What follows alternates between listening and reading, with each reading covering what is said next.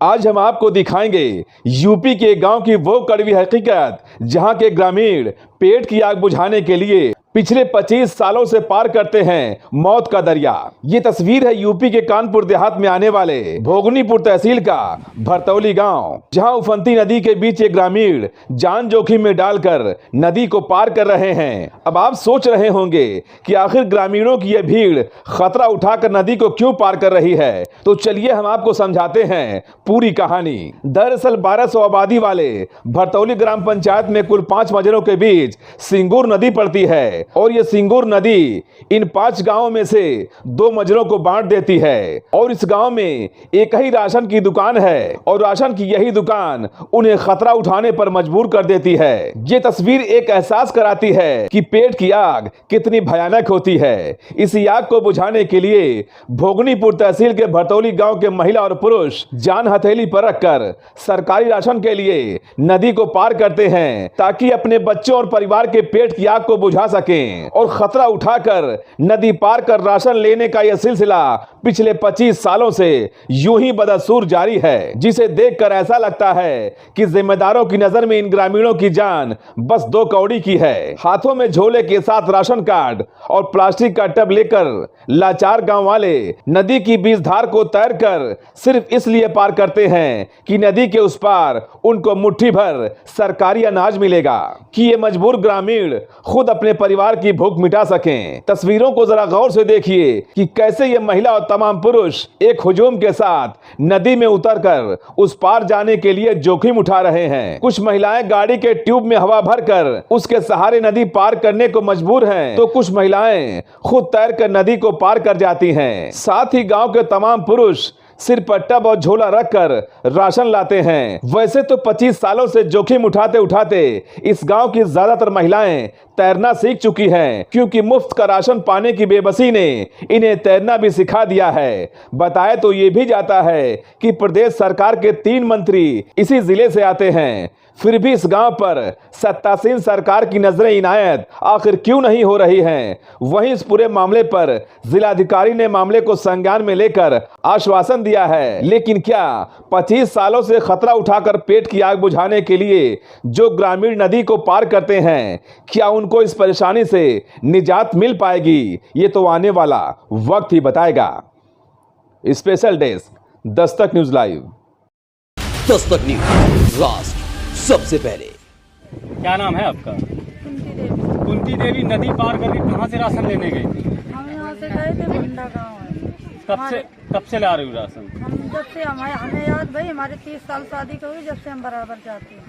आप लोगों को डर नहीं लगता आप इतनी जान जोखिम में डालकर? क्या करें, डर तो बहुत लगता है। अगर नहीं जाते हैं तो राशन गायब हो जाता है। अगर 4 दिनों के अंदर अंदर वहाँ नहीं पहुँचे तो फिर मिलता नहीं है, तो मजबूरियन जाना पड़ता है।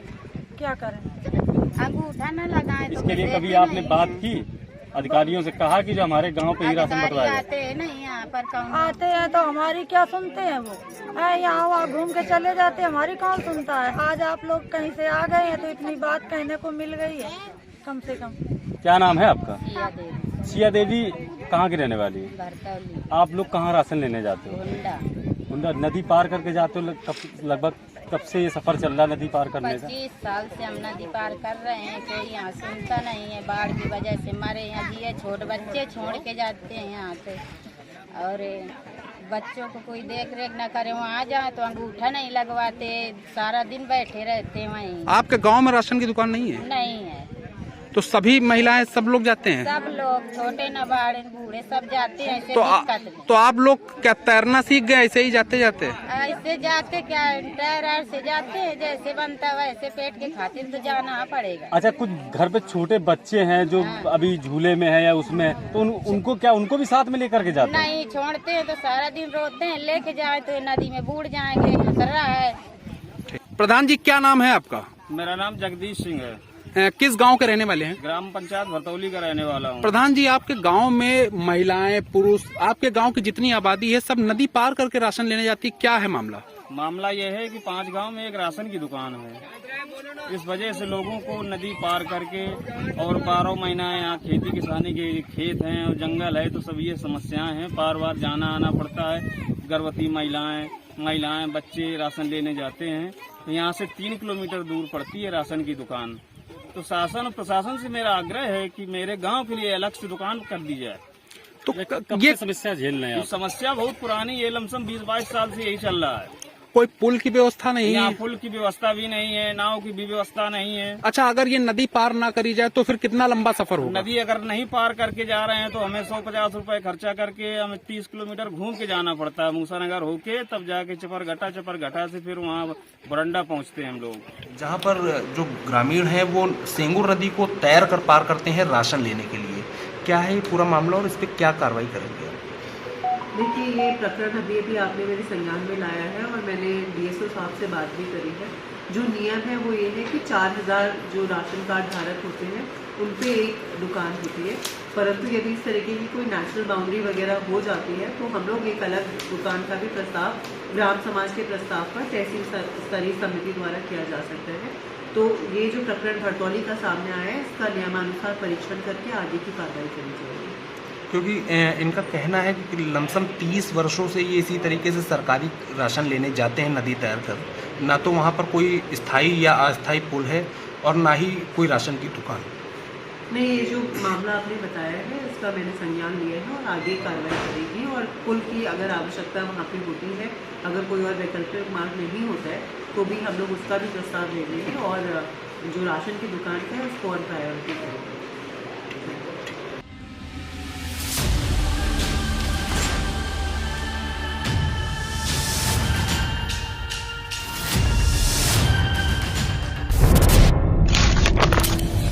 जनहित से जुड़ी हर वो खबर जिससे आपका सरोकार हो, सटीक और निष्पक्ष खबरों का आपको इंतजार हो, क्योंकि न हम सत्ता के करीब रहते हैं और न हम विपक्ष के पहरेदार हैं, न हम झूठ को सुनते हैं और न हम झूठ को फैलाते हैं। डंके की चोट पर हम सिर्फ सच दिखाते हैं, क्योंकि हम हैं दस्तक न्यूज, राष्ट्र सबसे पहले।